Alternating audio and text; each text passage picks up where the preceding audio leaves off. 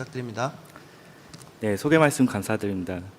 그래서 저희가 그 CVD가 일단은 뭐 진행성 병변인 거는 알고 있고 언제 치료해야 될지 이제 환자분들도 오셔가지고 빨리 해야 되는지 뭐 천천히 해야 되는지 그런 것도 많이 궁금해하시고요.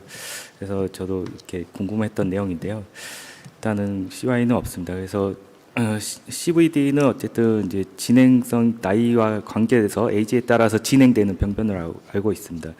하지만 이제 그렇게 C 클래스와 증상이 서로 코릴레이션은 되는 건 아니기 때문에 이제 C 클래스가 낮아도 증상이 심한 환자들도 있고 C 클래스가 높아도 증상이 덜한 환자들도 있어서 이거 치료 선택하는데 이렇게 늦게 하는 분도 있고 빨리 하는 분도 있고 좀 다른 것 같은데 어쨌든 증상이 좀 제일 중요한 것 같긴 합니다.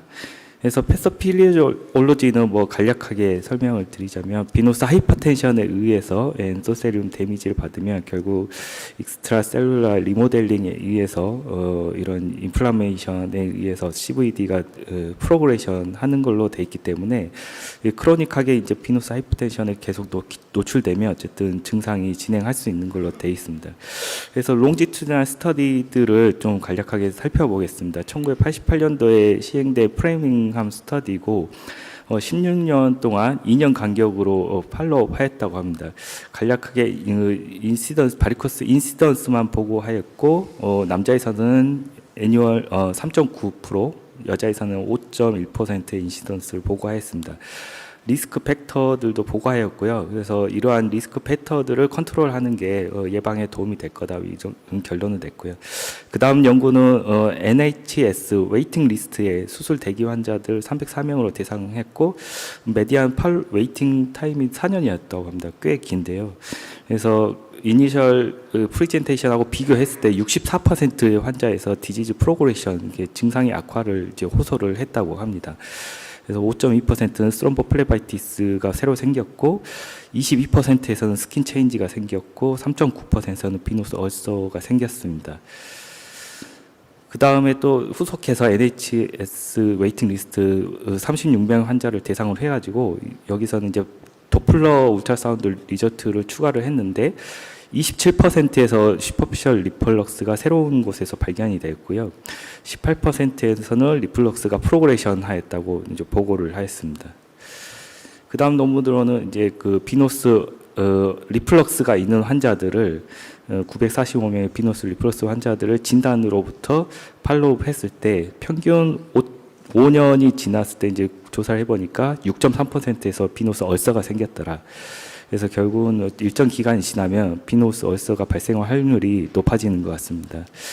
그다음에 니코스 선생님께서 또 이렇게 참여를 하셨는데요. 2005년도에 롱지튜널 스터디 시행했고 116개의 다리를 대상으로 하였습니다.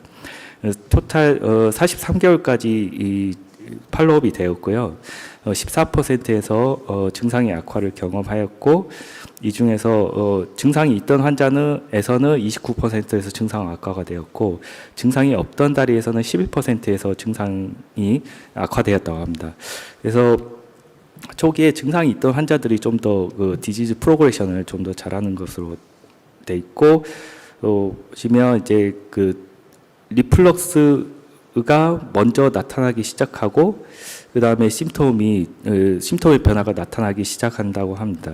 그래서 대략 처음 검사에서 6개월째부터 프로그레션 증상의 악화가 이제 발생하기 시작하기 때문에 환자가 진단받고 6개월이 지난 시점에서는 초음파상의 리플렉스의 변화를 확인을 다시 해야 된다고 말씀하셨습니다.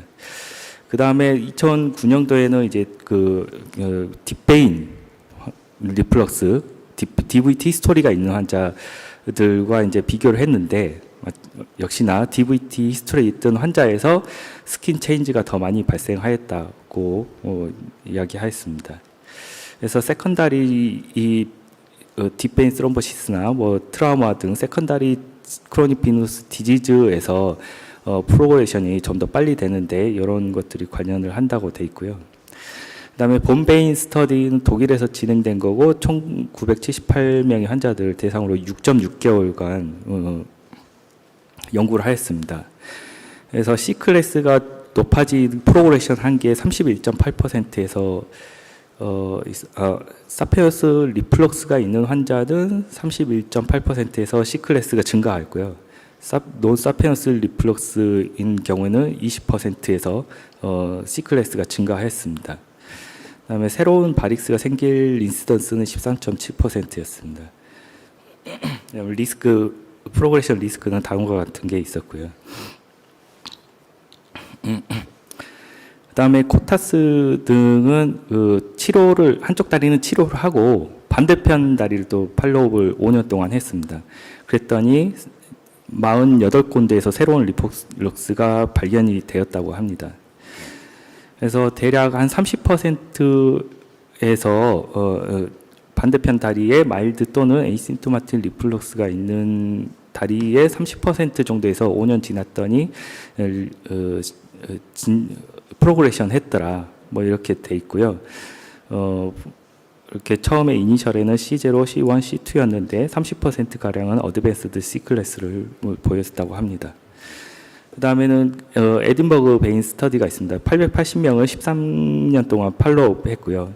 애뉴얼 트렁칼 바릭스가 발생할 애뉴얼 인시던스는 1.35%, 디지즈 프로그레션 레이트는 3.5%로 보고를 하였습니다.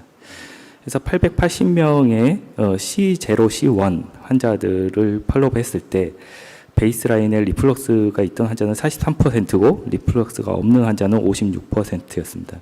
리플럭스가 있던 환자에서는 대략 7%에서 C2 이상으로 디지즈 프로그레션을 하였고요. 리플럭스가 없던 C0, C1에서는 20%가량에서 C2 이상으로 프로그레션을 하였다고 합니다. 그래서 리스크 팩터는 에이지, 오베스, 패밀리 히스토리, 피메일 등이 있었고, 그 다음에 멀티 세그멘탈 리플럭스가 있는 경우에 좀 리스크가 올라간다고 보고를 했습니다. 그래서 이 연구자들은 또 세그멘탈 리플럭스를 이제 다음과 같이 나눠 가지고 또 연구를 했고, C1, C2 환자들의 에서 33개월 간격으로 초음파를 재검사했다고 합니다. 그래서 이렇게 세그멘탈, 디스탈, 프록시말, 멀티 세그멘탈, 디퓨즈한 엑시알 리플럭스 환자들로 이제 구별을 하였고요. 이제 여기서 하나 이제 말씀드리고 가고 싶은 거는 제가 이제 찾아보니까 엑시알 리플럭스의 데피니션을 제가 찾아본 바로는 uninterrupted retrograde venous flow인데 그로인부터 칼프라고 되어 있습니다. 그러니까 세그멘탈 리플럭스, 멀티 세그멘탈 리플럭스, 엑시알 리플럭스 이 단계로 이제 하는 거고요. 아나토미컬보다는 펑셔널하게 리플럭스가 그로인부터 칼프까지 쭉 uninterrupted로 연결되는 경우를 엑시알 리플럭스라고 해서 이제 앞선 이제 발표들 쭉 보면은 엑시알 GSV의 리플럭스라고 표현하시면 그거는 그 GSV 전장에 거쳐서 리플럭스가 있다는 이야기고요. GSV의 세그멘탈 리플럭스가 있는 거를 엑시알 GSV 리플럭스라고 표현하시면 그거는 이제 잘못 사용되는 표현인 걸로 좀 이제 말씀드리고 싶습니다. 그래서 세그멘탈 리플럭스에서는 41%에서 프로그레션 하였고요. 멀티 세그멘트는 이제 워낙 멀티 세그멘트니까 뭐 치료가 당장히 필요할 테고 그대로 있거나 더 진행 악화된 형태가 대부분이었습니다. 그래서 멀티 세그멘트는 거의 100% 진행을 하는 것 같고 악화되는 것 같고 디스탈 리플럭스는 그대로 머물러 있는 게 57%, 프로그레션이 26%.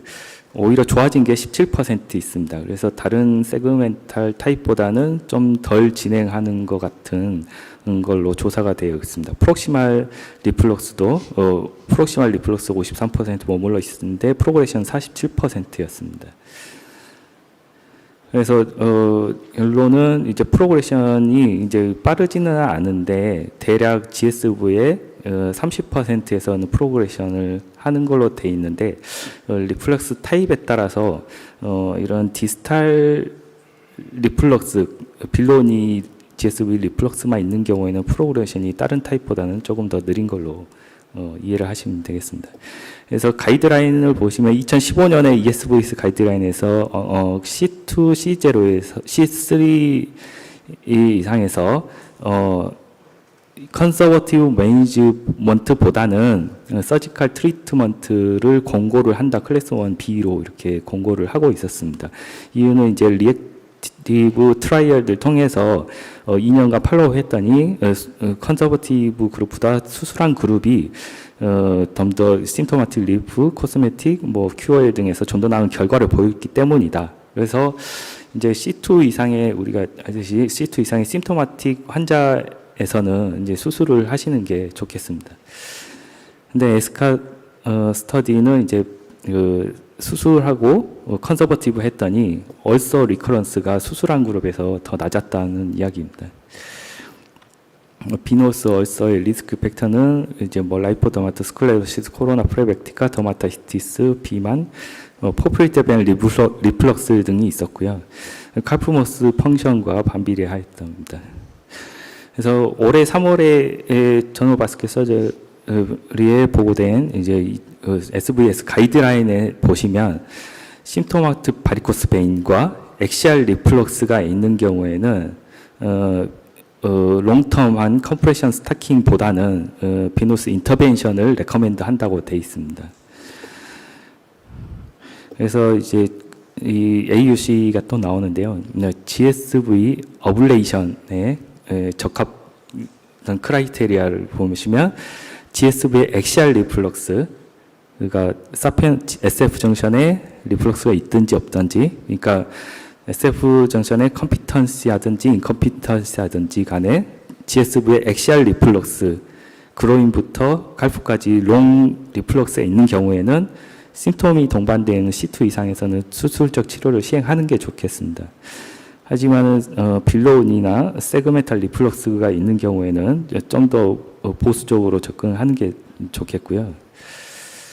그래서 보시면 이제 비용적으로 대략 뭐 저희는 이 정도 받고 있는데 한 10년 정도 지나면 가격 차이도 별로 안 나는 것 같아서 수술을 하시는 게 나을 것 같습니다. 그래서 이제 메디컬 트리트먼트 언론을 하느냐, 엔도바스큘러 하느냐, C0S에서 그래서 사람들이 말하는 거는 라이프 스타일 체인지를 포함해서 얼리 인터벤션을 하는 게 디지즈 프로그레션을 늦출 거다. 늦추는데 도움이 되겠다라고 말하고 있습니다. 근데 얼리 인터벤션은 메디컬 트리트먼트 컴프레션도 포함하고요. 인터벤션, 서지컬 엔도바스큘러 인터벤션도 포함되는 용어입니다. 그래서 어떠한 치료든 뭐 이렇게 증상이 있으면 C0나 C0S나 C1S에서 어떤 이제 모두 인터벤션과 라이프 스타일 체인지를 하는 게 도움이 될 것 같습니다. 그래서 저는 이제 뭐 C0S나 C1S에서 수술하시는 분도 있고 안 하시는 분도 있고 하지만 어쨌든 이제 C0S를 대상으로 한 연구에서 이제 MPF를 2개월 동안 투여를 했더니 템포럴 리플럭스가 84% 좋아지고 베인 다이아메트가 줄었다는 연구도 있고요. 또 이제 C1S에서도 MPF 3개월 투여했더니 트랜지언트 리플럭스가 완전히 없어지고 QOL도 좋아졌다는 놈도 있어서 어쨌든 이제 C0, C1S에서 어떤 이제 엔도벤스 트리트먼트가 나온지 뭐가 나온지는 아직 이제 논란의 여지가 많은 거는 사실이긴 한데 충분히 이제 컨서버티브 트리트먼트를 한 3에서 6개월 정도 시행을 해본 거는 나쁜 선택은 아닌 것 같습니다. 그래서 요약을 하자면 어쨌든 이제 CVD는 크로닉 베너스 디지즈는 크로닉 베너스 디스오더에 의해서 심톰이 발생되는 형태를 말합니다. 그래서 디지즈 스테이의 경우에는 디지즈가 프로그레션을 하기 때문에 수술 어떤 이제 인터벤션을 해주는 게 좋을 것 같고요. 팔로업 스터디를 보면은 수술이 컨서버티브보다 더 낫다고 돼 있습니다. 하지만은 일정 이제 대략 6개월 정도 이 연구들을 바탕으로 해서 6개월 정도의 기간이 지나면 리플럭스의 변화가 있을 수 있기 때문에 추가 초음파 검사가 필요하겠습니다. 하지만은 C1이나 C0에서의 환자들은 충분히 이제 그 디지즈 프로그레션을 이를 프리벤션 할 수 있는 기 때문에 이런 리스크 팩터들 알려진 리스크 팩터들을 모디피케이션하고 이제 이런 메디칼이나 컴프레션 세라피를 통해서 충분히 디지즈 프로그레션을 예방할 수 있을 것으로 보고 있습니다. 예, 경청해 주셔서 감사합니다.